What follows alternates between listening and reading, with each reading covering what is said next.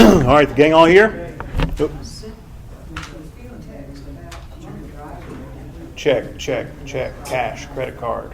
Check, check. Yeah. How's everyone doing? Am I plenty audible? Okay. All right, everyone had a chance to get a copy of the syllabus and the Constitution. Anyone not have a copy of either of those handouts? Okay, well, I'm very, very pleased to be here with you guys. My name is Joe Brown. I'm an attorney here in town. This is the second course on constitutional law that I've had the privilege of teaching through the Society for Lifelong Learning, and I'm glad to be back. And I'm ready to just tear right into powers of Congress. Everybody ready? Okay. Can't wait to find out what they are supposed to be doing.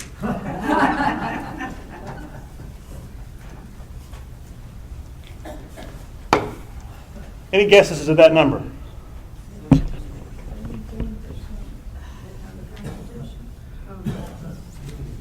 Number of people who've read the Constitution. Okay. Any other guesses? It's probably lower than that. It's probably a lot lower than 17%. Percent of guys in Congress who should be there. This is according to Real Clear Politics, this is the latest poll for the job approval of the United States Congress, and a poll taken by The Economist, published today. 17% of Americans approve of Congress right now. And this is actually up from recent years, considerably up, and I think around 2013 it got down to like 8%. In 2013 there was actually a poll that revealed a number of things which most Americans actually favored or approved more than Congress. Among them included hemorrhoids, the band Nickelback, traffic jams, cockroaches, root canals, colonoscopies, and herpes. So why such a low approval rating for what is arguably the most important institution in our country? I'm sorry? Unknowledge? Yeah, that's probably right. Yeah, or maybe they're better off not. Yes? Just any frustration. Mm-hmm. Frustration, yeah. So I mean, it's quite unreal. I mean, there's probably 20 people in here. Less than 3 of you approve of Congress. Now, I'm not going to ask for a show of hands. I don't want to get into politics. I don't want to get into that. This is about law, not politics. So this course is about the powers of Congress, and in this class, we're going to be examining several pieces of legislation that were passed by both houses and signed into law by a sitting president, but that nonetheless were overturned. Not because they violated any individual rights, not because they violated any of the Bill of Rights or any other one of those positive provisions of the Constitution, but rather because the legislation was outside of Congress's authority to act in the first place. Okay, does that make sense? That's a distinction that's important. We're not talking about acts of Congress that are unconstitutional because they, for instance, take guns away or violate someone's religion, but because they exceed the scope of Congress's very authority to legislate. Does that make sense? Okay. Now, the very first piece of legislation that we're going to look at is I'm going to use abbreviations here, the Judiciary Act of 1789. Judiciary Act of 1789. Anyone want to take a guess what the Judiciary Act of 1789 pertained to? Judiciary Act. What the courts were beyond that, I don't know. Set up the courts. Set up the courts. Yeah. Okay, so turn in your Constitution, your handy dandy Constitution, to Article 3. And that's on page 7. of your handout. Article 3.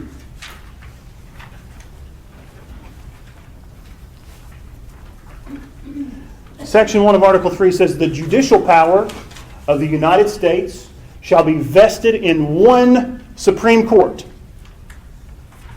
and in such inferior courts as the Congress may from time to time ordain and establish. So under the Constitution, only one federal court is absolutely guaranteed. If Congress wanted to, they could have a federal court system of only one court, and that's the Supreme Court of the United States. But Article 3 also allows for inferior courts below the Supreme Court that Congress must take initiative to establish on its own. Okay? Go flip with me back to Article 1. I'll give you a page number in just a moment. Page 3. Article 1, Section 8. This is the meat. Article 1, Section 8 is the meat of this course. This is what we're going to be focusing on. These are the enumerated powers of Congress. What Congress has the power to do. Look at the very bottom of the page. Congress shall have power to constitute tribunals inferior to the Supreme Court. That is what the Judiciary Act of 1789 did. 1789. That sounds very early, wouldn't you think? Exactly. Constitution was framed from May 1787 to August 1787. There was a 2-year period of time where the states were ratifying it, and by spring of 1789, a sufficient number of states had ratified the Constitution, and the very first Congress, in its very first session, passed the Judiciary Act of 1789. What that act did is it established the inferior courts that Article 3 talks about. And it set up a system of courts of circuits and districts where there were underling judges through whom the people could file cases and then appeal to the Supreme Court with those cases. Does that make sense? Now let's go back to Article 3. I think it's page 7. The federal courts can't hear every kind of case. That's what state courts are for. The state courts are for everything that happens, just about, in our normal everyday lives. The federal courts have limited jurisdiction. Okay? If you want to know the jurisdiction of the courts, look at Section 2 on page 7. Article 3, Section 2. The judicial power shall extend to all cases in law and equity arising under the Constitution, the laws of the United States, and treaties made or which shall be made under their authority. So that's one category of jurisdiction. Basically, any claim arising under federal law. Next, to all cases affecting ambassadors and other public ministers and consuls. Now, public ministers is constitutional language for diplomats. If you look at Article 2, Section 3, it refers to public ministers as the diplomats that the president has the power to receive. So when it says public ministers, it doesn't mean public officials. It literally means diplomats. So cases involving diplomats. Okay? So we have federal issues, cases involving diplomats. Next, to all cases of admiralty and maritime jurisdiction, so maritime law. To controversies to which the United States shall be a party. So if the federal government itself is a party, it's fair game to be adjudicated in the federal courts. To controversies between two or more states. So if the states get into a fight, if Kentucky and Indiana get into an argument, we're not going to settle that in Kentucky courts. We're not going to settle that in Wyoming courts. That's going to be in federal courts. Between a state and citizens of another state. Between citizens of different states. Between citizens of the same state claiming lands under grants of different states, and between states or the citizens thereof and foreign states and citizens and subjects. So the federal courts are set up so that people from different states who have controversies that exceed a particular dollar limit can settle those disputes in court without having to go through the state courts. Because imagine if I got sued here in Bowling Green, Kentucky, by someone from, say, Ohio. And, I know the judges around here pretty well. Someone from Ohio, they may not feel comfortable like they're getting justice when they're suing me in front of judges that know me, that know my people. And especially put yourself back in 1789, there weren't as many people to know in communities like that, right? That's the purpose of the federal courts. So that's what the Judiciary Act of 1789 accomplished. It established the federal court system, okay? It didn't just set up the courts. It established the office of the Attorney General, and it set up for each district the district attorney and a U.S. Marshal. And so basically, what we see today, it's basically the same thing. It was set up as one of the very first acts of Congress in 1789, and it also gave the Supreme Court power to issue writs. Certain writs. A writ is like an order, okay? And it gave the Supreme Court, this act, gave the Supreme Court the power to issue what's called a writ of mandamus, or an order mandating that a lower court or a lower official act pursuant to a particular policy. It gave the Supreme Court the power to do that. The people could come and bring a case to the Supreme Court regarding federal officials, and the Supreme Court could say, okay, here's this writ of mandamus, you have to do this now. It's like an injunction, so to speak. Now, who would have been the president that would have signed the Judiciary Act of 1789? This is immediately after the Constitution is ratified. His Excellency General George Washington, right? And anybody know what political party General Washington was? He wasn't, arguably. Okay? But we all know that George Washington was very ubiquitous, and he was very, especially if you read his farewell address, you'll know that he was very bent on national unity. He was very opposed to a spirit of partisan politics. But at the end of the day, he was a Federalist. And what I mean by Federalist? What I mean is, soon into the existence of the new republic, Americans began to polarize somewhat into two different schools of thought that eventually, by the end of George Washington's second term, had become de facto political parties. And you saw that play out in the 1796 presidential election between Thomas Jefferson and, who was the second president? John Adams. John Adams only won by 3 electoral votes, 71 to 68. And it was a very nasty election. Now, the Federalists were distinct in that they wanted this new nation to have a very robust, centralized government similar to that of Great Britain. A government that would promote like mercantile commerce and economic growth. So these are people like Alexander Hamilton and John Adams and Rufus King. These are that's kind of their vision for the country. Okay? However, there were quite a few people who were not on board with this vision, and they, before the Constitution was framed, styled themselves as the anti-federalists. But when they had to get on board with the fact that this was going to be a federal government, these are the people who aligned themselves with Thomas Jefferson and began to call themselves the Republicans. And the Republicans had a vision of the United States that was very Anglophobic. They did not want to be anything like Great Britain whatsoever. They wanted an agrarian republic with an uncentralized government, power left to the states who were more accountable to the democratic populace, and they did not care too much for commercial enterprises or for growing or for the power of banks and corporations and commercial growth. Okay, so that's kind of the party system that we see, and by John Adams' presidency, it's a full-out party system. So that's the first party system in America. The Federalist want a robust, mercantile, pro-business, pro-commerce government, and then a pro-agriculture, Jeffersonian Republicans. Okay?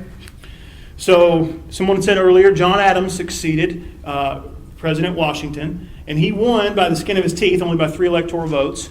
And his presidency was quite a disaster. There were quite a lot of foreign policy fiascos with respect to France and Great Britain, and there were a lot of things that were just kind of public relations failures on the part of the Adams administration, bureaucratic excesses that really kind of turned the tide of popular opinion away from the Federalists, and their popularity waned, and support for Thomas Jefferson and his Republican Party surged. So guess what happened in the election of 1800?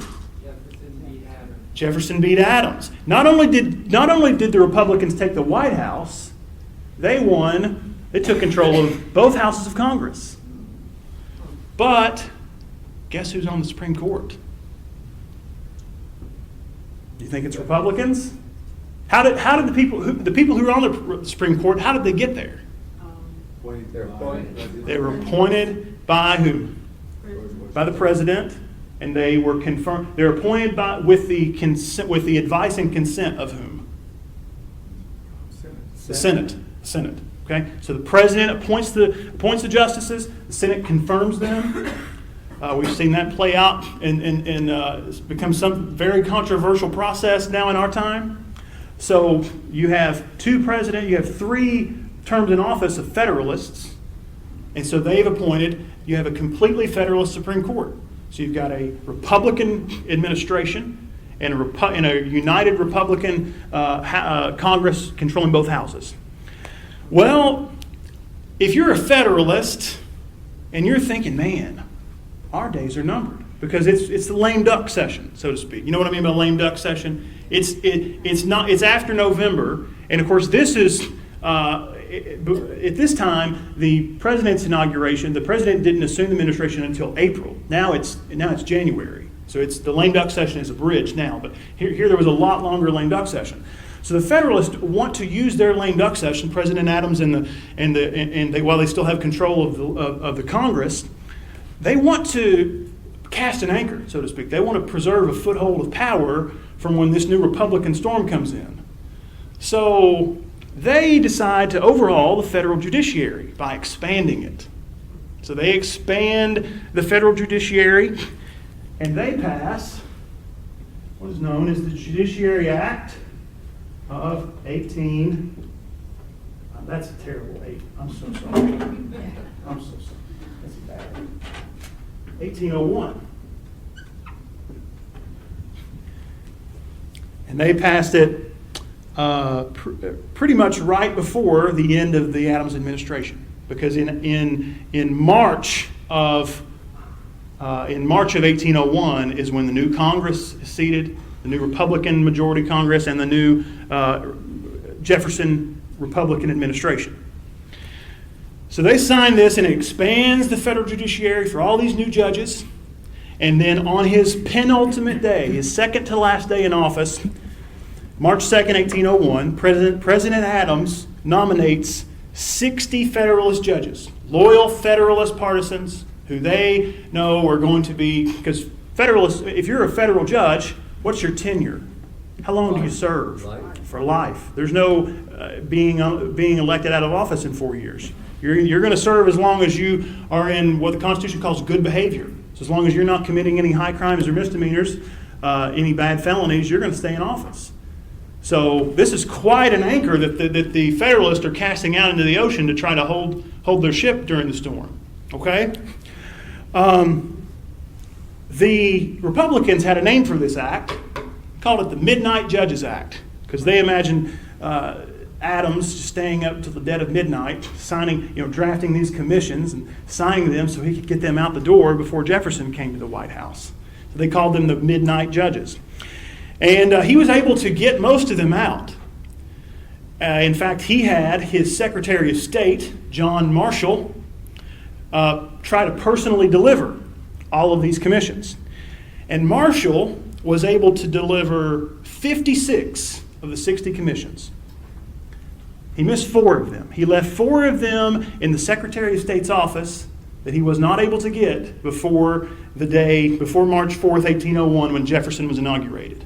And those 4 judges were 4 Washington, D.C. Justices of the Peace.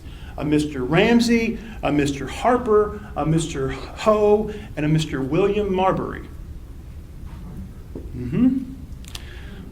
And on March 4th, 1801, Tommy Jefferson assumes office as president. And while Marshall, he got a kickback here. One of those judges, one of those midnight judges was him. Guess what he got appointed to? Supreme Court. Well, the Supreme Court, yeah. Chief Justice of the Supreme Court. So he gets top dog in the federal judiciary for his help in getting the midnight judges. And so he was replaced by whom as Secretary of State? Madison. Jimbo Madison. Exactly right. And in his takeover of the State Department, Madison also takes possession of these 4 commissions that are still left in there. Well, Misters Ramsey, Harper, Hoe, and Marbury, they know they've been appointed by the president. They know that their commissions were drawn up, they were signed, and they were even affixed with the seal of the United States. They were just what? Not delivered. Well, so Mr. Marbury, Billy Marbury, goes to the Secretary of State's office to speak with Mr. Madison to demand his commission so he could begin his service as a federal justice of the peace. And Jimbo Madison says, "What commissions? I don't know what you're talking. I haven't seen them. And he hadn't, but Jefferson had. And when Jefferson found them, Jefferson actually got to the State Department office before Madison did, and Jefferson ordered them hidden. And so there, Mr. Marbury got quite the runaround. He went back and forth to Levi Lincoln, who was Attorney General, to Mr. Wagner, who was a chief clerk in the Secretary in the State Department, and nobody seemed to know where these commissions went. So what do you think Mr. Marbury does and his friends Ramsey, Harper, and Hoe? They sue. So who are they suing? Government. Who particularly? Are they suing the United States, or are they suing a particular person? Well, most likely a person. Probably Madison. Madison, they're suing Jimbo. Madison's he's the one who has them. They're in his office. They were entrusted to him. Where are they at? If you're going to sue the Secretary of State, which is ostensibly suing the president, you're going to want to take your case to someone who is on his level, who can sure enough tell Tommy Jefferson and Jimbo Madison, "Hey, you better do this." So who are you going to take your case to? Who's the biggest dog around in the federal courts? The Supreme Court. You're going to file. You're not going to go to the trial level courts. You're going to go directly to the Supreme Court, and that's exactly what the 1789 Judiciary Act allowed Marbury to do. Section 13 of the 1789 Act gave the Supreme Court jurisdiction over original jurisdiction to issue writs of mandamus to federal officials. So if you're Marbury, you're thinking, I will take care of this. I will get my friends in the Supreme Court to issue this writ pursuant to this act. Now here's where we need to make a distinction between original jurisdiction and appellate jurisdiction. Original jurisdiction, a court has original jurisdiction. And what that means is they can hear trial level cases. They can take testimony. They can take affidavits. They can rule on motions, so to speak. That's like trial level court. An appellate court reviews the actions of trial courts. If you're going to start a lawsuit, if I'm going to file a state lawsuit, I'm not going to go to the Kentucky Court of Appeals and file it. I'm going to go to a circuit court.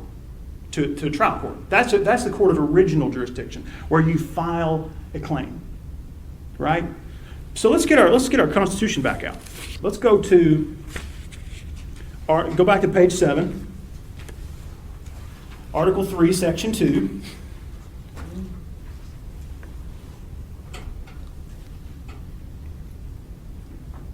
And the third paragraph down. In cases affecting ambassadors, other public ministers, and consuls, and those in which a state shall be a party, the Supreme Court shall have what kind of jurisdiction? Original jurisdiction. In all other cases, before mentioned, the Supreme Court shall have appellate jurisdiction. So the only time that someone is going to bring a case and file it in the Supreme Court is if it's affecting ambassadors or if a state is a party. The state's the one making the lawsuit. Everything else comes to the Supreme Court through the appellate process. You appeal your decision to the Supreme Court. Does it make sense so far? So put yourself in Marshall's shoes. Put yourself in the Supreme Court in 1801. They're all Federalists, and they're dealing with somebody coming to them saying, these mean Republicans have taken my commission and they won't give it to me. It was signed and sealed but not delivered. I deserve it. Will you please file a writ and force them to give it to me? If you're John Marshall and you care about the integrity of the court, you know that if you issue that writ to Tommy Jefferson and Jimbo Madison, you know what they're going to do? What do you think they're going to do? They're going to ignore it. They're going to say, that's just Federalist politics. I don't have to listen to that. What kind of precedent does that set for the Supreme Court? If you're John Marshall and you want to establish the court as a serious institution, what kind of precedent does that send if you take an action that you know is going to be ignored? You know that Thomas Jefferson is going to refuse. Yes, ma'am. How or why would Jefferson and Madison assume that they could just ignore it? Okay, well, the president controls what? The military. Executive. Yeah, the executive branch. The president controls the military. Okay, Congress controls what? So if the president wants to gang up, wants to take initiative to make something happen, he's in control of the military. Okay, Congress controls money. If Congress wants to really show how mean they are, they'll just defund something. If you're the federal judiciary, what are you going to take your gavel? What's your enforcement power? Does that make sense? Do you see what I'm saying? Are you saying the executive branch could send soldiers to the court? No, I'm just saying what is the court going to do to make either of the other two branches comply with its orders? If the Republicans, because here's another thing to understand about many of the Republicans, they had an Anglophobic contempt of courts in general. They thought that courts were a bastion, because they were realistically a bastion of federalism. All the federal courts were staffed with Federalists. But also they saw courts, because courts are applying English common law. If you're an Anglophobic Republican at the turn of the 19th century, most courts and most judges represent a vestige of colonial British rule. Does it make sense? So if Marshall, if he grants the writ, if he gives if he gives Marbury what he's asking for, and knowing that Jefferson and Madison would just simply ignore it, it would make the Supreme Court look impotent. Moreover, issuing this writ would just provide ammunition for all of the Republican newspaper to use in condemning the court as a Federalist puppet, as a Federalist institution that's just been on obstructing the new Republican government's popular mandate. Because at that point, there was a proliferation of Republican newspapers that had nothing but mean things to say about the federal courts. So if you're John Marshall and you need to, you're now put into, you're put between a political rock and a constitutional hard place. You're between Scylla and Charybdis here. And it seems like either way you go, if you grant the writ, you're going to be ignored, and you're going to be shown to be a paper tiger as the court. But if you deny the writ, it shows that what?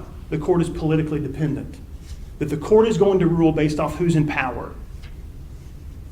It put the court in a tough place. Put John Marshall as Chief Justice in a tough place, because he did not want the court to be seen as a puppet of the administration, or for the court to be plunged into irrelevance and political dependence.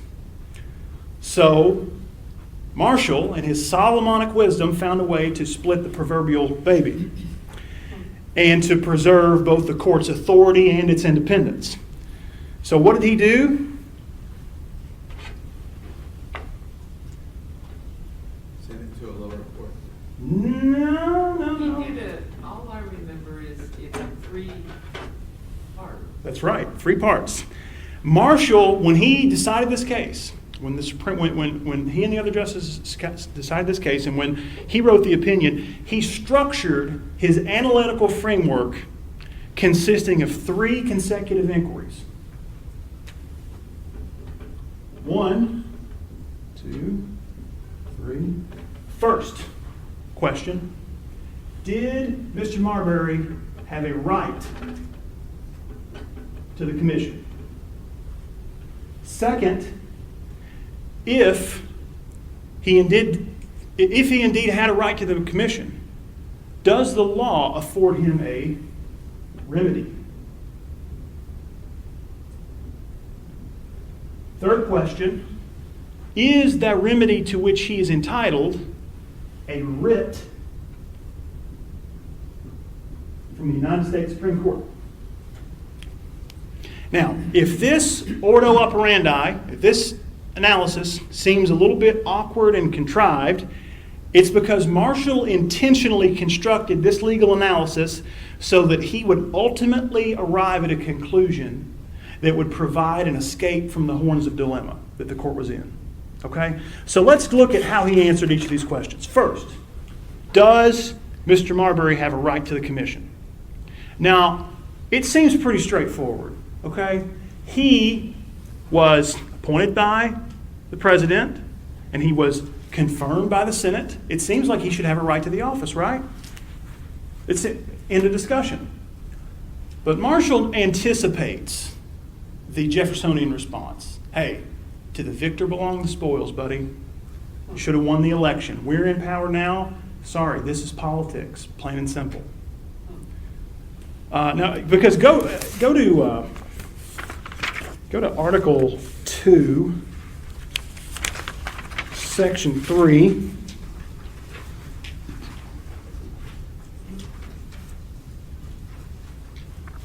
Article 2, Section 3.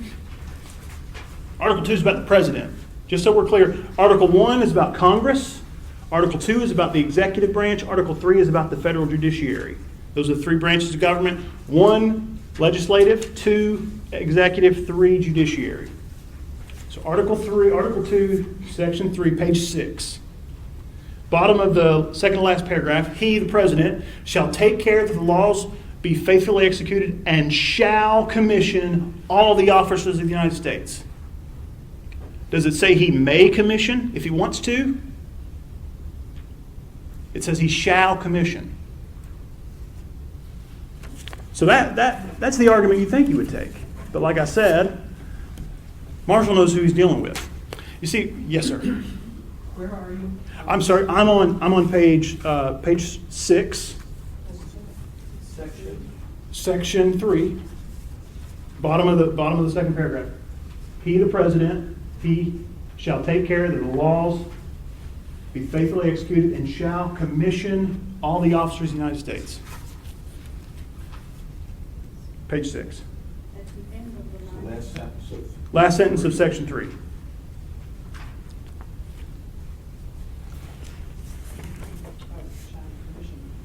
Okay. So it seems like that would be pretty straightforward. But like I said, Marshall knows who he's dealing with. You see, Marshall and Jefferson have, even though they're sworn enemies, they have a lot in common. They're actually cousins. They're actually both from Virginia. Both of their fathers, John Marshall's father, Thomas Marshall, and Thomas Jefferson's father, Peter Jefferson, both married Randolph sisters. So they both married into the prestigious Randolph family. They're cousins. And they were both educated at William and Mary, and they both studied law under a very influential Virginia judge named George Wythe, who was very influential to both of them. In fact, Thomas Jefferson, when Virginia was still a colony, Thomas Jefferson actually signed John Marshall's law license, permitting him to practice law in the colony of Virginia. But the two became very, very different in their philosophy, in their political philosophies. John Marshall was obviously an ardent Federalist. Thomas Jefferson, the arch Republican. And so Marshall knows what will actually pull Jefferson's strings. He doesn't frame Marbury's right to the commission in terms of mere political process. He says, I quote, "The president's signature is a warrant for affixing the Great Seal to the commission, the Great Seal of the United States. And the Great Seal is only to be affixed to an instrument which is complete. The transmission of the commission is a practice directed by convenience, but not by law. It cannot therefore be necessary to constitute the appointment which must precede it, and which is the mere act of the president." So he's saying, in a sense, the delivery is not necessary for it to take effect because he has what Marshall calls a vested right in the commission. He's structuring this not in terms of constitutional process, but as property law. He's using the language of property law here to describe Marbury's right to this commission to be a judge. Now, isn't that interesting?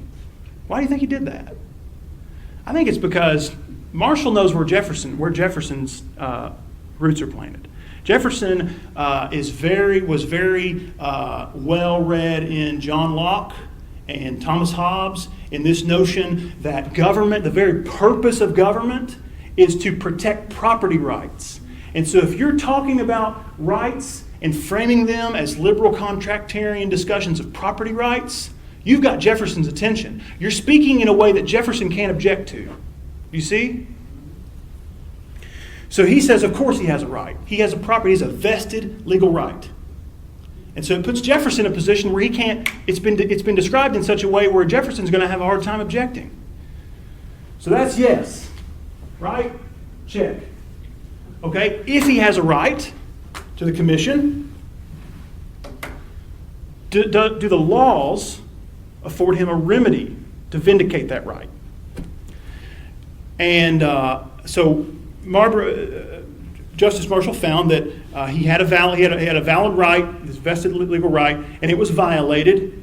And he reasoned from a basic legal axiom that every right implies a legal remedy.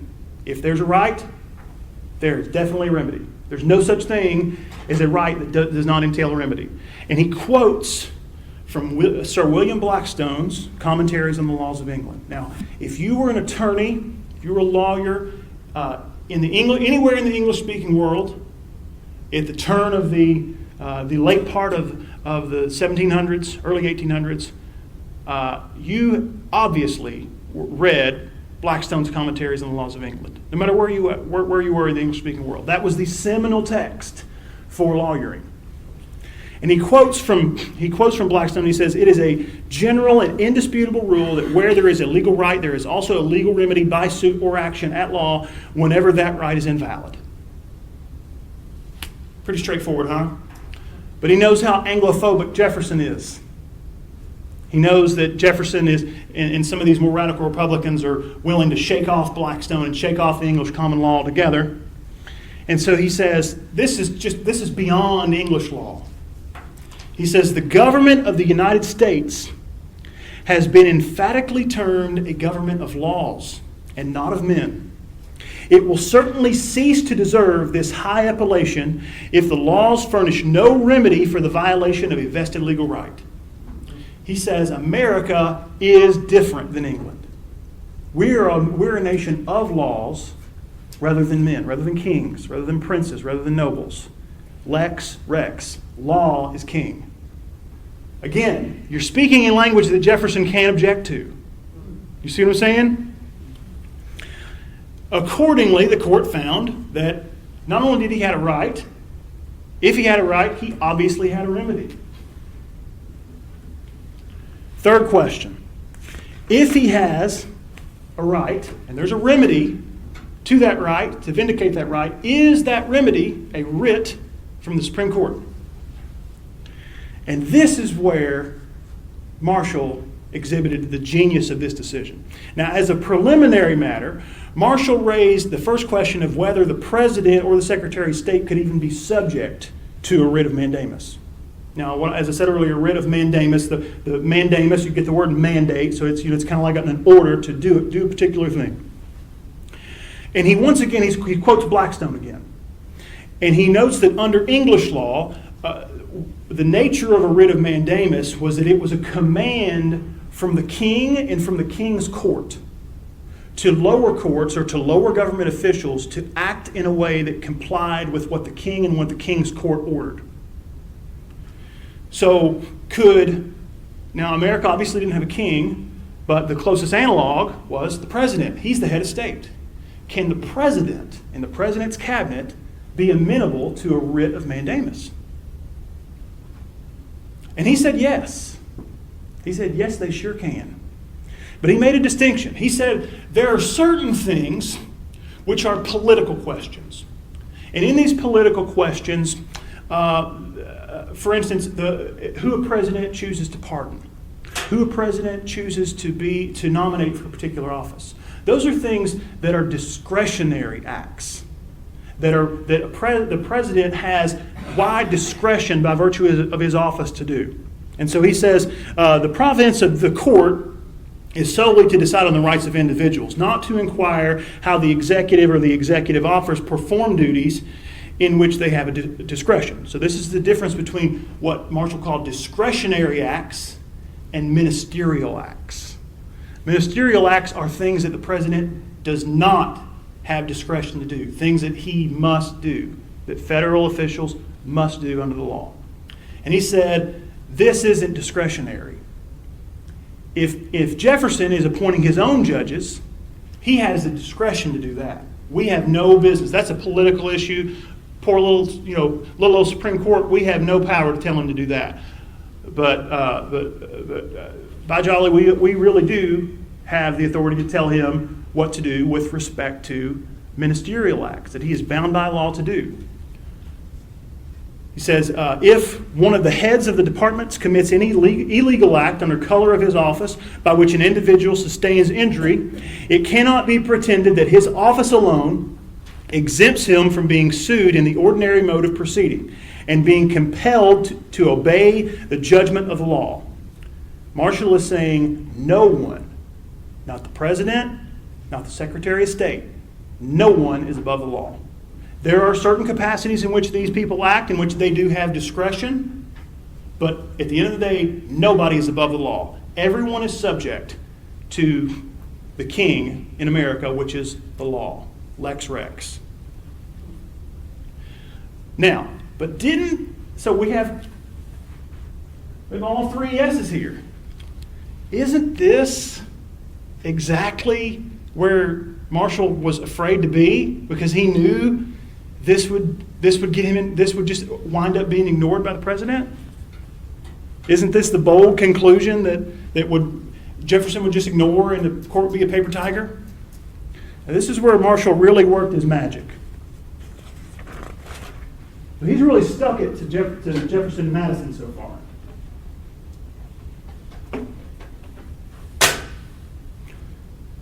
But he says, even after answering all these questions in the affirmative, that the court can't issue the writ. Why? What was the law under which Marbury brought his suit?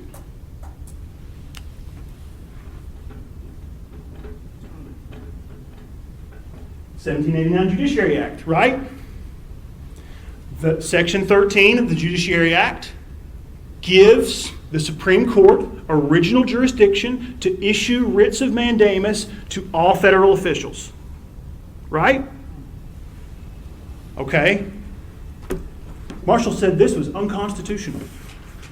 This law by Congress is unconstitutional. Why? Go back and look at Article 3. Article 3, Section 2, page 7 in the Constitution.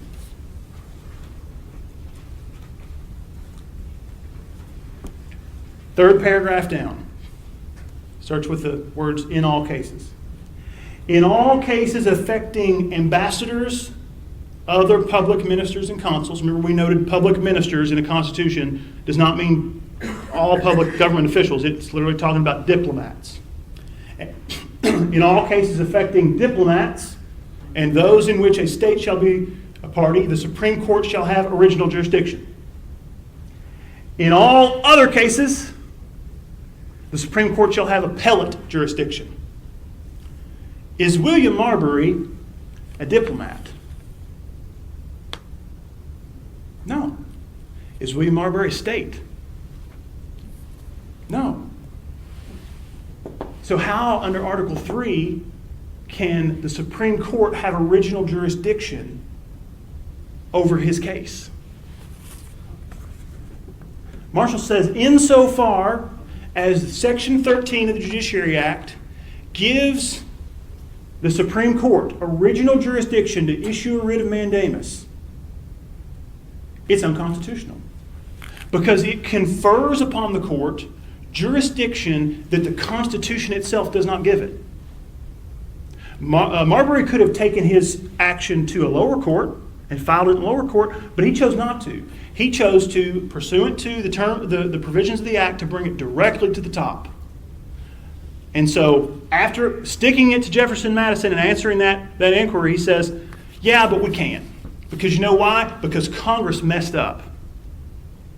So not only you, President, can you mess up, and we can tell you messed up, but we can tell Congress that they messed up too. Do you see what he just did there? Do you see what Marshall just did there? He was not only able to maneuver out of this corner that the political climate had trapped the court, he issued a decision that rebuked Jefferson Madison for their refusal to deliver the commission and established the Supreme Court as the arbiter of the Constitution, declaring that the actions of the judicial branch, as well as the legislative branch and the judicial branch, are accountable to the rule of law, limited and restricted by the Constitution. He's saying there are certain things, Mr. President, you can't do because the Constitution restricts you. There are certain things, Congress, when you tried to enact a law that gave us authority for jurisdiction we didn't have, you can't do that. And we, as the Supreme Court, cannot exercise jurisdiction where the Constitution does not give it to us. So this decision establishes a very important principle in constitutional law: judicial review. The notion that an act of legislation that's passed by both houses of Congress and signed into law by the President can be overturned if it conflicts with the court's interpretation of the Constitution. Question. Yes, ma'am. What the heck did Congress think when this happened? They could not have been happy campers. Well, you see, go back and look at, well, they weren't, especially when it's full of Republicans. They weren't. But what are they going to do? Okay, how do you react to this? Go to a lower court. Well, I'm talking Congress. So, unfortunately, Bill Marbury never was able to get his commission because by the time he was able to try to refile, the Republicans had just vanquished the entire office.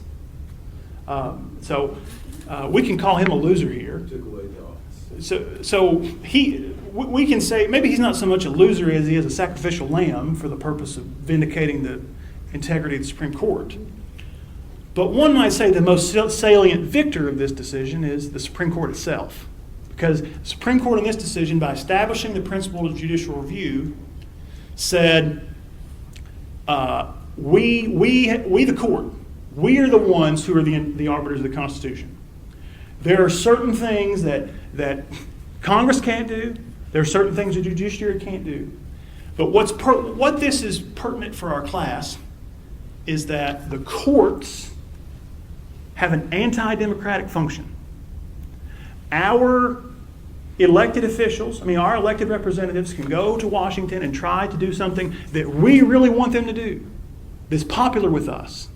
And yet, for 200 years, a collection of very hyper-educated, snooty lawyers from the most elite rungs of the most elite schools, less than a dozen at a time, can say to popular state legislatures, and in our case, for our purposes, the Congress of the United States, no, can't do that. Hitherto shalt thou come, Congress, but no further. Okay? Now, to answer your question, this decision, how do you react to it? If you're President Jefferson, or if you're, say, John Randolph, a Republican in Congress, Edmund Randolph in Congress, how do you react? How do you object to this? Well, you got what you wanted, although you're leaving something for the future that says they can still take it away from you. Yeah, you can object to it. What are you going to say? Well, yes, the president is Thomas Jefferson, this person who is so bent who's criticized the Federalists for being tyrannical and beginning to style the presidency as a kingly office. Is he going to say, well, no, I actually disagree. Thank you, I am above the law? Is he going to say, actually, no, Congress is not confined by the Constitution? You see, you've put Congress, the Republican Congress and the Republican administration, you've slapped them with something they can't throw their arms up to. What a victory for the Supreme Court, right? And so this establishes the courts, the Supreme Court, as the final interpreter, the final arbiter of what the Constitution means. As John Marshall said himself in the opinion, it is emphatically the province and duty of the Judicial Department to say what the law is. Not Congress, not the President. Now there were other people. There were people who were living who were in Congress, like Edmund Randolph, like Thomas Jefferson, who believed, the Congress is better. They had the electoral mandate. They had the popular will. Let Congress decide for itself what's constitutional and what's not. Fox guarding the hen house, I guess you could say, or inmates running the asylum, I guess as John Marshall would say. But so this decision is important because it establishes the principle of judicial review. Now, so this is a court. This is a course on the constitutional powers of Congress, what Congress can and can't do, and that's why this case is the proto case. It's the case that says, that establishes the reason that this court is going to look at not legislative memoranda or executive memoranda, but Supreme Court decisions. Because if we want to know whether Congress can do something or can't do something in accordance with the Constitution, who has the final say in that? Supreme Court. Okay?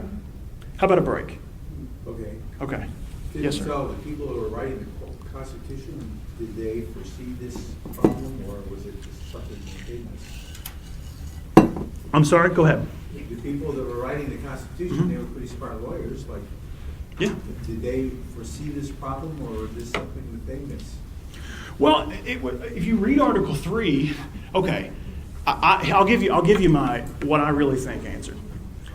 By the time the Constitutional Convention lasted from May 1787 to August 1787. By the time the delegates were discussing what Article 3 would look like, they wanted to go home. And you look at how detailed Article 1 and 2 is for the legislative branch, for the executive branch, and then you look at Article 3 describing the courts, and it doesn't really say anything. It's very vague. And so actually it was up in the air. Up until this decision, no one really knew for sure. The Federalists really believed that the courts should be the ones who should arbiter the Constitution. But for instance, here's a good example. The first national banks, that was Alexander Hamilton's idea. Yes. When Congress, the Federalist Congress, passed the bill for the national bank, it went to President Washington's desk. And how Washington decided this, he says, okay, Mr. Hamilton, my Secretary of the Treasury, I want you to draft me a long memorandum justifying to me why this bill is constitutional. Mr. Jefferson, my Secretary of State, I want you to file with me, the President, a memorandum opposing the constitutionality of this. I'm going to look at them, I'm going to decide for myself, I'm going to decide whether this is constitutional or not. Now, that may, had this decision not issued, we may have been with the precedent that the President is the ultimate arbiter of the Constitution. If George Washington's practice with respect to the first Bank of the United States had taken hold. But this decision is monumental because it says, we, the Supreme Court, we are the ones who have review, and we get to say when the acts of the Congress are within the Constitution or not. Is that clear? Any other questions while we're taking a break? This just had an amazing number of things to work through. Yes, they did. Yeah, they did. You'll notice in your syllabus, I included a long list of supplemental readings. And I think if you really, really, really want a good, thorough, but it's accessible understanding of the framing of the Constitution, go to page 3 of the syllabus. At the bottom of the page here, there is a lecture series. Anybody familiar with the Teaching Company or the Great Courses series? Yeah. There's a lecture series that was actually sponsored by the Smithsonian Institute, taught by one of my favorite academics, Dr. Alan Gelzo. And he teaches through, it's a series called America's Founding Fathers. And it details the framing of the Constitution, and it describes in thorough detail the environment in which the Constitution was framed, in which the early republic took off. And if you really want an in-depth understanding of this, I think that's a really good starting place. And then if you really want just a very deep in the ideological academic weeds, understanding of all the different viewpoints of everybody at the convention, I think it's 4 dots down. Novus Ordo Seclorum, the intellectual origins of the Constitution. That's a good one as well. Whew.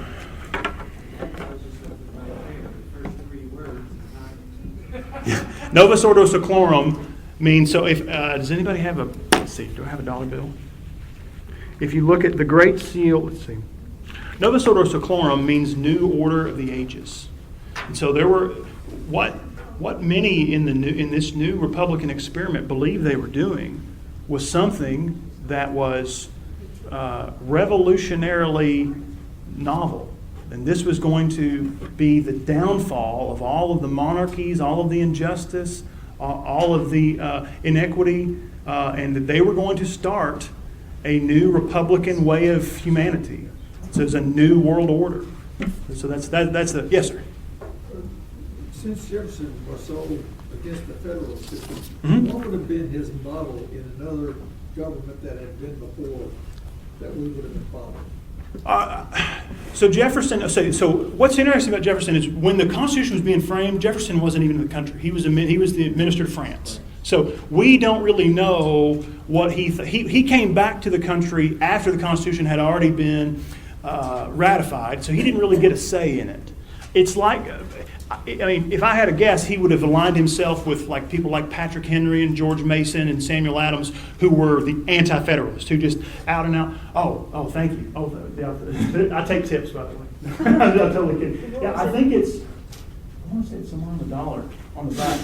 Ah, there you go. Look, Novus Ordo Seclorum, right there. There you go. See, there's the all-seeing eye pyramid, bottom right there. Novus Ordo Seclorum. Yeah, so, he may have aligned himself with people who just out and out oppose the Constitution. But by the time he got back, that battle had already been lost by the Anti-Federalists. And so he gets back, and he is in President Washington's cabinet, and he is always at odds with Alexander Hamilton. And Alexander Hamilton is what you'd call a high federalist. He really wants a very robust government that is exactly like the economic, industrial, commercial, pro-business government of the British Empire. And so Jefferson does not want that. He wants a more something more akin to the classical Roman Republic. He wants everyone being yeoman farmers, an agrarian. You see what I'm saying? Yeah. So he would have been. He may have liked the. So Rome would have been probably the best. Yeah, example. something like Rome or Athens. Kind of decentral, very weak. It was also an early version of what we in the South called states' rights. It was- Ah. It was Jefferson envisioning a lot of control and power remaining in the states versus Hamilton, who wanted more Mhm. in central. We're going to get to that. We're going to get to that. Okay. Okay, so we got down. We know this case tells us the principle of judicial review. Can I ask a little tangential question? Absolutely. What is your specialization in your law practice? Right now I'm at Hughes and Coleman, and I do personal injury. I practice general personal injury. I do a lot of car wrecks. I help people who are hurt. I try to get them justice. Yeah. Do you have an interest in constitutional law? Yeah. Mhm. Are you interested in judgeship at some point? Oh, sure. Yeah. Somebody wants to appoint me. Yeah. But you have to practice for 5 years. I've been practicing for almost 3. You have to practice for 5 to be eligible to run for judge in Kentucky. I'm not there yet, and I really don't want to get into politics. So even though judges are nonpartisan in Kentucky, count me out. I was just wondering how you got interested in this whole subject. It's not your field of Yeah. work right now. I went to law school, and you learn this in law school. Every lawyer, when they're in law school, is confronted with this, and I just didn't want to forget it, because a lawyer is never going to know as much of the actual black letter substance of the law more than he or she does right before he or she takes the bar exam. Okay? Because after that, you forget all of the law, and then the actual substance of the law, and you learn how to practice law, which they don't teach you at all in law school. Any other questions before we get started? Okay, so Marbury versus Madison is the proto case because it establishes the principle of judicial review, saying, Congress, there are certain things you can't do. You have limited powers. So it gives us the who and the why. It gives us who interprets the Constitution, the courts. Why? Because they are the branch that's entrusted with interpreting the law. The Constitution is the law. It's the province of the court to say what the law is. As we always heard in high school civics class, the legislative branch makes the law, the executive branch enforces the law, and the judicial branch interprets the law. And so that's pretty cliche, but it's absolutely true. So it gives us the who and the why. What it does not give us is the what or the how. What do the words of the Constitution actually mean, and how does the Supreme Court interpret them? Yeah. Now this is where we wax a little bit more controversial.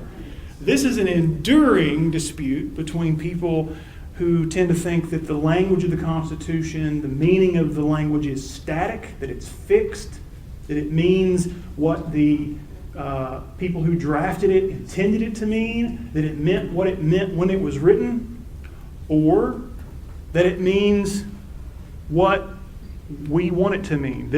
Not necessarily that. The language changes not just by amendment, but by interpretation. That it can be interpreted in a way that's more appropriate for our own cultural and industrial milieu, for our own time, right?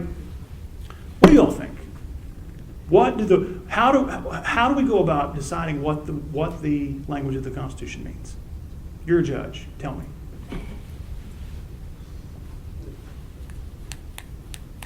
Anybody? It's precedent now. Yeah. It wasn't then, obviously. So let's say you have a new case that you don't have any precedent on, a novel issue, an issue what would you call in the law, an issue of first impression? I would say that the internet really belongs to the post office. The internet belongs to the post office. Yes, Okay. because when this was established, the post office was the means of communications, Mm-hmm. and all that Congress has the power to control that. Mhm. And now that the internet is the means of communication, they should have the power to control that, including, as a post office, you can't scam people, you can't, I mean, if you do, Okay. you have a remedy for it. If you cheat people, if you send pornography, if you send lies over the internet that incite them to behave in certain ways. Okay, so I think what a lot of what you're saying infringes on the First Amendment. Did anybody take Mr. Van Hooser's course on the First Amendment last semester? How was that? I bet that was great. Awesome, Yeah, awesome. good.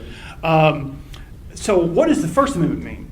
When we go to interpret the First Amendment, because that's what's going to be implicated is the First Amendment free speech provisions. Should we look at, okay, what did speech mean?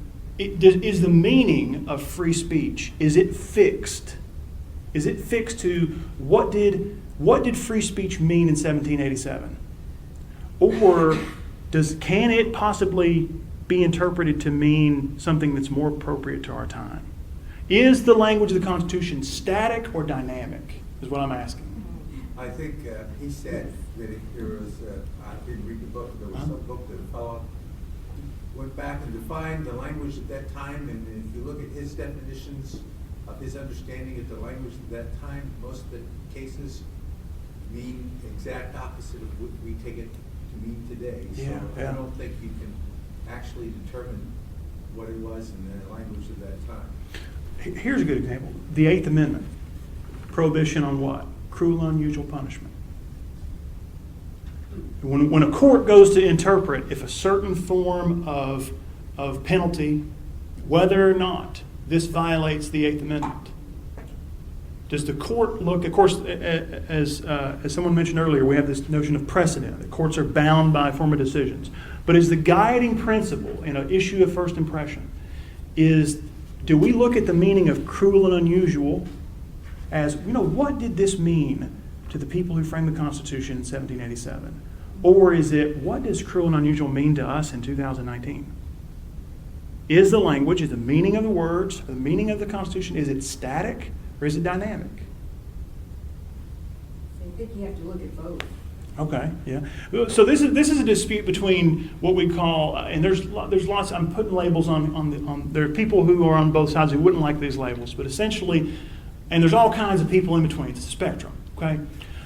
But between people who I guess you call textualists, who believe in a static meaning of the Constitution, and what you may call progressives, who believe that the words of the Constitution can have a dynamic meaning. They can change with time. So textualists generally believe that the text of the Constitution is static and that the meaning of the provisions is fixed and what the words meant at the time of the framing. So the textualist argument would be when judges look at legal documents, they always look into the intent of the drafters. Okay, if a judge is interpreting a contract, he or she is asking, what did these parties intend when they said ABC Corporation will deliver 500 widgets next year? What did they mean by deliver widgets? What did they intend? What did that mean to them in their course of business? Okay, he or she is not going to be like, well, I wonder what widgets could mean, because that's not enforcing the contract. Or if a judge is looking at a will, he or she is going to look at the testator's intent. Okay? The Constitution is a legal document. It must be treated as a legal document. It must be interpreted according to what the meaning of the words were, the people who drafted it. Okay? Also, if the Constitution is too dynamic, if it's changing too quickly, it renders our laws less stable and less predictable. But not only that, it betrays the democratic process. Like we said earlier, the federal courts are not filled by Joe the plumber. They're not filled by blue-collar people, everyday Joe Schmo, right? They're filled by people from the really elite rungs of society, people like you folks, okay? And so if judges have this power in their hands to bend the Constitution, to reinterpret the terms of the Constitution. It is subverting the democratic process, because if the people really want to change the Constitution, they have the democratic prerogative to amend it themselves. They can initiate a convention of the states or go through Congress through representatives. If they want to change the Constitution, they can. Don't give it to the judges are not elected. It subverts the democratic principle. You see what I'm saying? Now, progressives, on the other hand, also have a very compelling argument. They would say that the Constitution is different than other legal documents. It's as they would say, a living document. And they would point out, hey, the pre-industrial, agrarian 18th century society in which the Constitution was originally framed is just way too different than here and now in 2019 America. The framers who were at Philadelphia in 1787, they could not have even imagined the level of industrialization and technology that would come to exist in this country, let alone something like the internet. So in order to make the Constitution more relevant and more applicable in the 21st century, judges can't limit their interpretation of the Constitution to what it meant 250 years ago based on the intentions to people who didn't even know germ theory, let alone trains, planes, automobiles, automatic rifles, or cryptocurrency. You see what I'm saying? Second, who are the framers? If we're bent on what did the framers intend, who are these framers that we have to ask about? Were they the wealthy white men who were at the convention in Philadelphia in 1787? Or were they the wealthy white men in the state ratifying conventions? They're the people who ratified the Constitution. And I'm sorry, the preamble of the Constitution doesn't say we the framers, it says we the people. So is it we the people alive at the turn of the 19th century? Or is it us? We can't even ascertain who the framers are. But what we do know is that the Constitution is for we the people. It's not what G.K. Chesterton called the democracy of the dead. It's for us.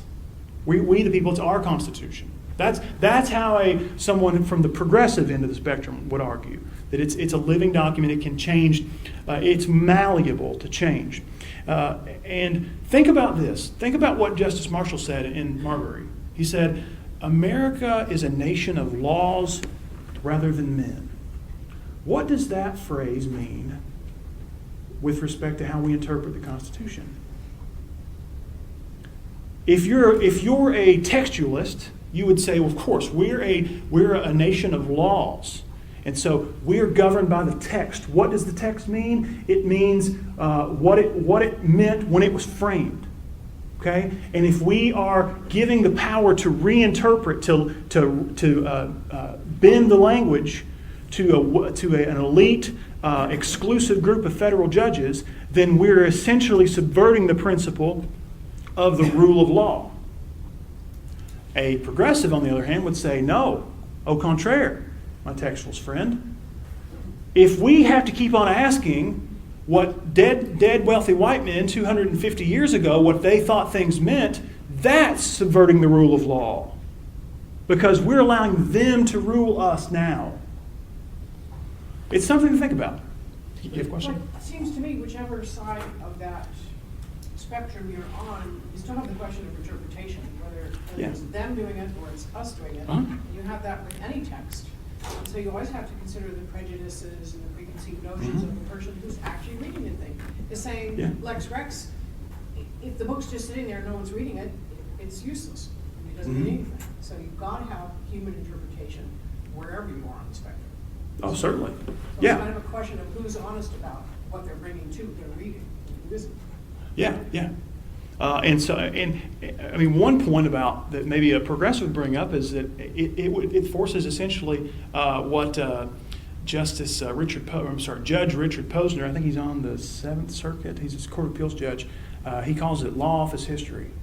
That it forces judges who are not often trained as historians to function as historians. Do you see kind of the problem with that? And philosophers. Yeah. And any number of things. Even Mhm. scientists, they have to Mhm. be, because of all the things that they have to begin to understand. Yeah. And they really don't truly understand the implications of all these problems, just like people afraid of the Constitution. And then Marshall came along and said, oh, no, this is a little bit different. Now, Marshall himself, as we'll see in the next case we read, which is McCulloch v. Maryland, he is a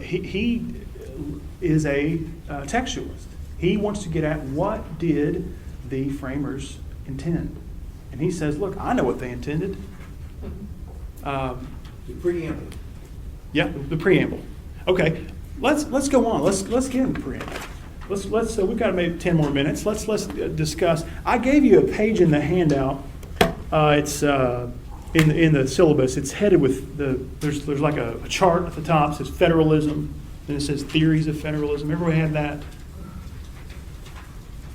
So we've talked about judicial review. We've talked about the differing stances of interpretation. Any other discussion? Anybody wanted to add anything else about? Yes, sir. One of the things about his dealing with it at that time is he wasn't that far separated from the framers. as we are now. No.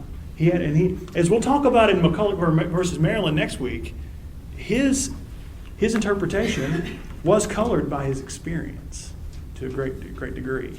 He had been, this early generation of the people who were, everybody on the court in the early republic, whether they were Republican or Federalist, they had been there.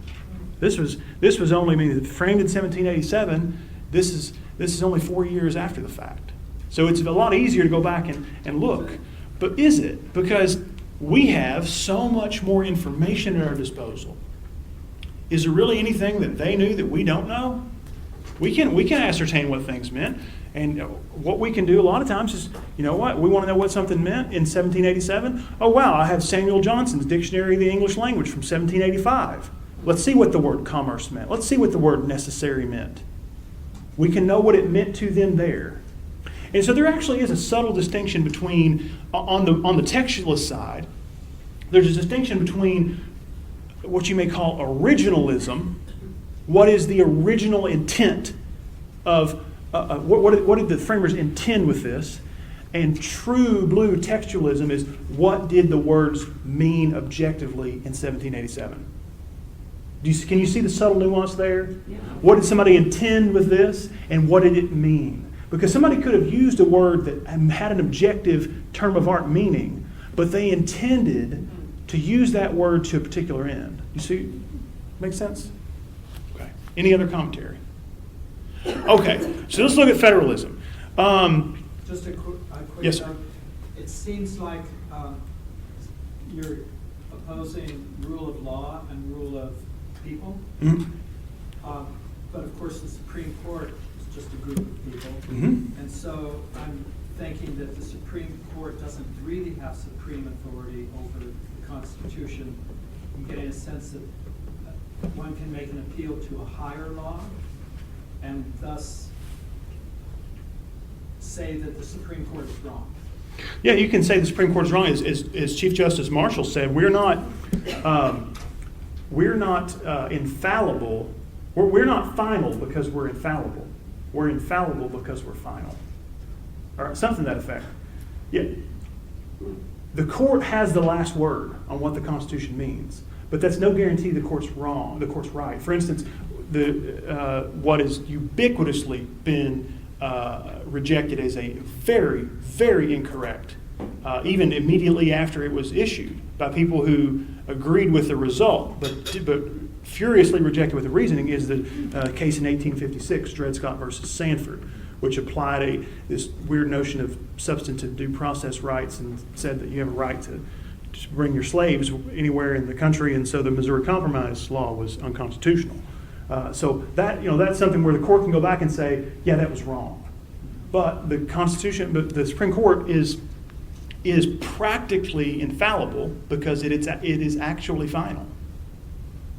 It's not. Go ahead. Until it's undone by a subsequent court. Right. It can overrule itself. It can. Are we talking de jure or de facto? You know, because precedents stand. There are cases from time to time that get overruled, but precedent, when a court issues, subsequent courts are bound to follow that precedent. See what I'm saying? Okay. Bound by who? Bound by the law. So the Constitution, you can think of the Constitution not as just this. There's a sense in which the Constitution is not just these few pieces of paper in the scope of its content. It is the very broad corpus of authoritative federal court decisions interpreting the meaning of this. That's the meta-constitution, and it comes along with it. That's an extension of the Constitution. Because if I'm talking about what cruel and unusual punishment is, I'm going to have to go and see what the courts have said. If I'm going to see what is proper under the Commerce Clause, as we're going to in a couple of weeks, we're going to have to see what the decisions have said, what the precedent is, what the law is, what the rules are. Does that make sense? Okay. But didn't Marshall also manage in that early decision to actually create the balance between the three? He clearly defined what the Supreme Court was supposed to be doing. Absolutely, yes. He said it is the province and the duty of the Judicial Department to say what the law is. And as I don't know if you were here in the break I was having a brief conversation with some of you about, that was actually up in the air. When George Washington signed the First Bank of the United States bill, he assumed that he was the final interpreter of what was constitutional because he had Alexander Hamilton submit a memorandum in favor of the bank's constitutionality and Thomas Jefferson submit a memorandum to him in opposition to the bank's constitutionality. He did not really think of the notion of the court. Now, in fact, James Madison at the Constitutional Convention, the model that he actually put forward first actually had functionally two branches. There were still really three branches, but essentially how it worked is the Congress would pass laws, and then the president sat with the Supreme Court justices as a council of review. And so the president and the judges on the Supreme Court would work together to review legislation, and then they would determine if they would ever even sign it. And then so if it was signed, ipso facto, it was constitutional. That's not how it worked out, though. Now, legislation can be passed overwhelmingly, voted 99-0, and then signed by a president, and everybody can cheer it on both CNN and Fox. And then the president, and then the Supreme Court can say, no, it doesn't comply with the Constitution. Something can be enacted into law and then later be rejected as unconstitutional. Okay, quickly, federalism. We'll get it through. Federalism is the relationship between the states and the federal government. Okay? And this is very controversial. It has been controversial ever since the founding republic because the Constitution set the states and the federal government in a relationship that was not as defined and not as detailed as it could have been. Because not everyone could agree on that. I mean, the Constitution is a consensus document between people who, you can think of it as a sliding scale. You have over here, you have the anti-federalists like George Mason and Patrick Henry, who wanted more or less a loose league, a loose confederation of independent sovereign republics that would constitute the United States. And over here you had people like Alexander Hamilton and John Adams who wanted a unitary, one republic. Forget about the states. And so we know the consensus was somewhere in here. We just don't know. We don't know where. We haven't known where. One thing that gave quite a bit of clarity to where is, I think you could argue that the Civil War kind of eliminated maybe the far end of that spectrum.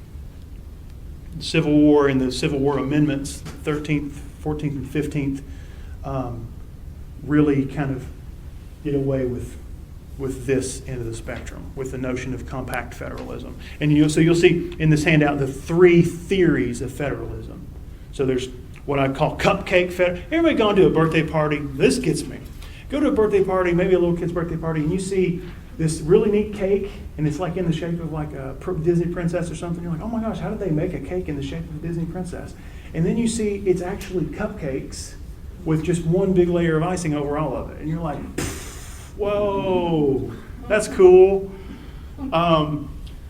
That's how some people understood the American federalism. It is a more or less loose league of aligned, independent, sovereign republics who are bound together in one confederacy. And this was explicitly the case under the Articles of Confederation. And some people believed it was still the case, as we'll see in the next few cases we'll read, still the case after the Constitution was framed. The middle ground here is what you call dual federalism, that both the states and the federal government, they are constituent of the people in aggregate. The American people in aggregate, as a whole, have formed both the states and the federal government as dual sovereigns over them. They have conferred authority to both.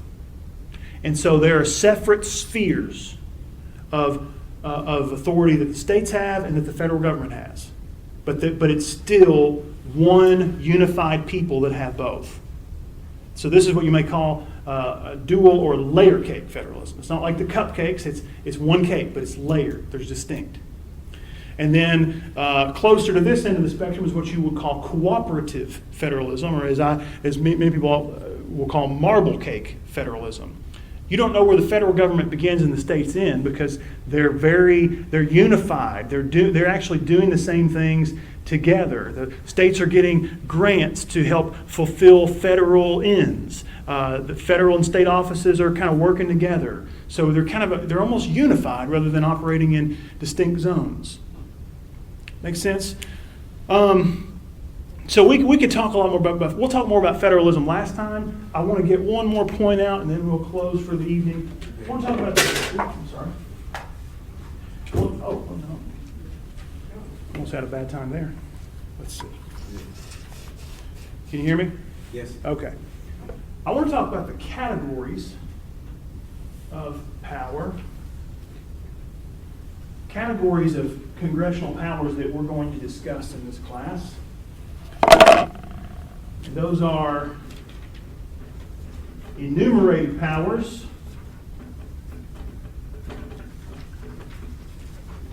please pardon my atrocious handwriting, inherent powers,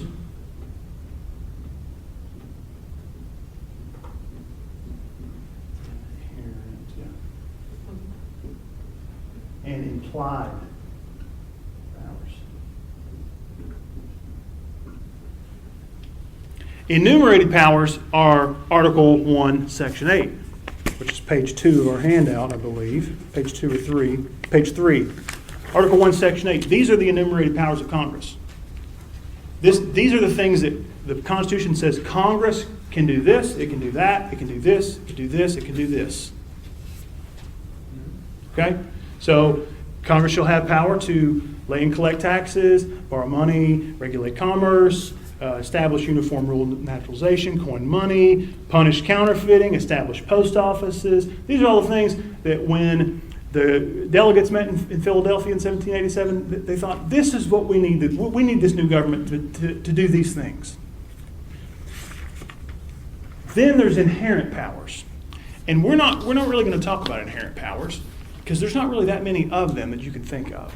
Inherent powers are powers that Congress has. Powers that Congress has by virtue of being a national government.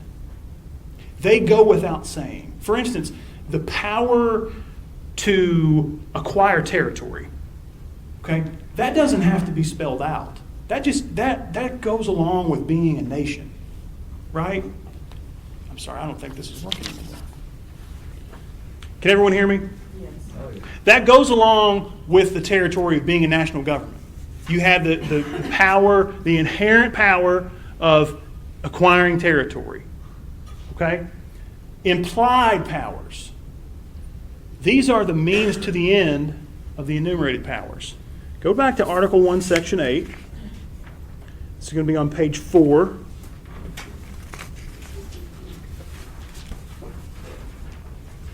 So we have this long litany, this long list of powers that Congress has, and then look at the very last one right before Section 9. Congress shall have the power to make all laws which shall be necessary and proper for carrying into execution the foregoing powers, and all other powers vested by this Constitution in the government of the United States or in any department or officer thereof. The implied powers are powers that are necessary and proper to carrying out any of these enumerated powers. Because this is where the powers mix in with federalism. So regardless of how you think about federalism breaks down like this. The state governments have what's called general police powers. States can do anything as long as it doesn't violate the Constitution. They have the general authority to govern the safety, health, and morals of their citizens. Anything that's not proscribed is okay. The federal government cannot do anything unless it's granted in the Constitution. Do you see the difference there? The Constitution is a floor or a foundation for the federal government, but it's a ceiling for the states. States can do anything unless it's proscribed. The federal government can do nothing unless it's prescribed.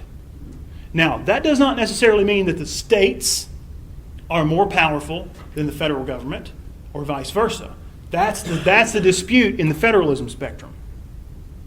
And so next time we're going to be talking about another case, another John Marshall decision, McCulloch versus Maryland, and it involves this issue of implied powers. What is the limit?